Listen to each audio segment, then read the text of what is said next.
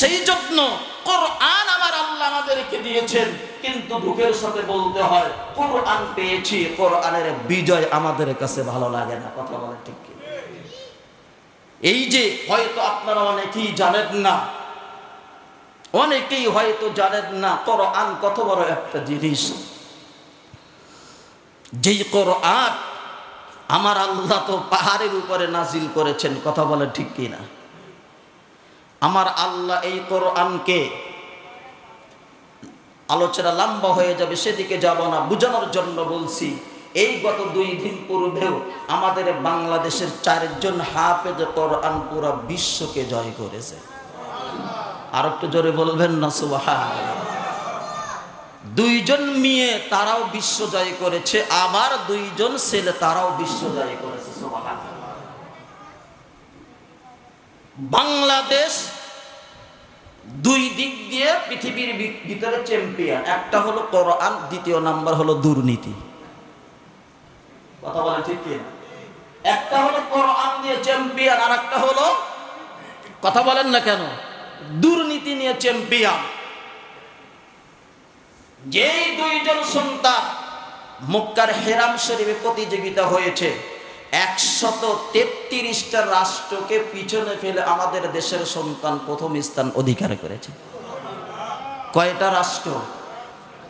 এই যারা খেলাধুলা করে, ক্রিকেট ফুটবল তো বিশ্বকাপে যায়ই নেই। ক্রিকেট গিয়েছে আজ পর্যন্ত কি দাঁড়ার কাছে গেছে? বলেন, যায় নাই। কিন্তু আমাদের দেশের সন্তান নুরুদ্দিন জাকারিয়া 133টা রাষ্ট্রকে পিছনে ফেলে প্রথম স্থান অধিকার করেছে। সুবহানাল্লাহ। দ্বিতীয় নাম্বার আমাদের আরো একটি সন্তান মাহমুদুল হাসান, সেও 133টা রাষ্ট্রকে পিছনে ফেলে 30 পারা গ্রুপে 3য় স্থান অধিকার করেছে। এবং 2 জন মেয়ে, রাবেতা নামক আল্লাহর এক বান্দি, সেও এই 133টা রাষ্ট্রকে পিছনে ফেলে সেও এরকম ভাবে 3য় স্থান অধিকার করেছে। এরকম ভাবে দেখেন আমাদের দেশের সন্তানেরা, তারা কোরআনের প্রতিযোগিতায় এই চ্যাম্পিয়ন হয়, কিন্তু আমাদের দেশের হলুদ মিডিয়ারা এই ব্যাপারে কোনো খোঁজ খবরই রাখে না। কথা বলে ঠিক?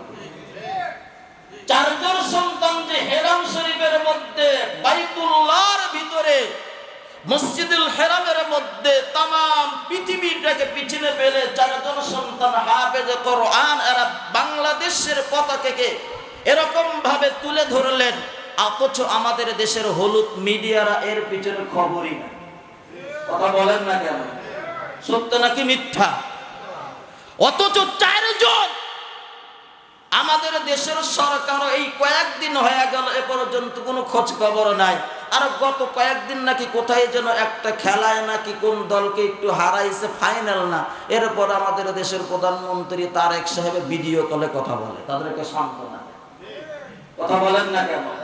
তাহলে যেই দেশের মধ্যে রাষ্ট্রীয়ভাবে কোরআনকে অবহেলা করা হয়, কোরআনকে হেয় প্রতিপন্ন করা হয়, কোরআনকে মর্যাদা দেওয়া হয় না, প্রাধান্য দেওয়া হয় না, ওই হাফেজ কোরআনরা দুঃখের সাথে বলে, আমরা যখন পুরস্কারে জিতে যাই, যখন আমাদেরকে পুরস্কার দেওয়া হয়, তখন ওই দেশের রাষ্ট্রপ্রধান আমাদেরকে সম্মান দেয়।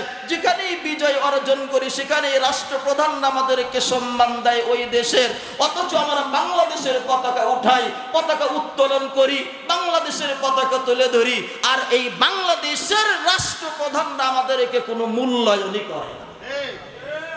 সেই জন্য আসুন, আমার আল্লাহ যে কোরআনের মধ্যে বলেছেন, কুল বিফাদলিল্লাহি ওয়া বিরহমাতিহি ফাবিযালিকা ফালইফরাহু, স্মরণ রাখো, স্মরণ রাখো, আমি আল্লাহ সফলতা তাদেরকে যাদেরকে কোরআন দিয়েছি, আর কোরআন যারা শিক্ষা লাভ করেছে, কোরআন অনুযায়ী যারা আমল করেছে, এরাই হলো সফলতার মেইন। সেই জন্য আসুন, আপনি কোরআন পেয়েছেন আখির জামানার নবীর উম্মত, আল্লাহ আপনাকে কোরআন দিয়েছেন, আলহামদুলিল্লাহ।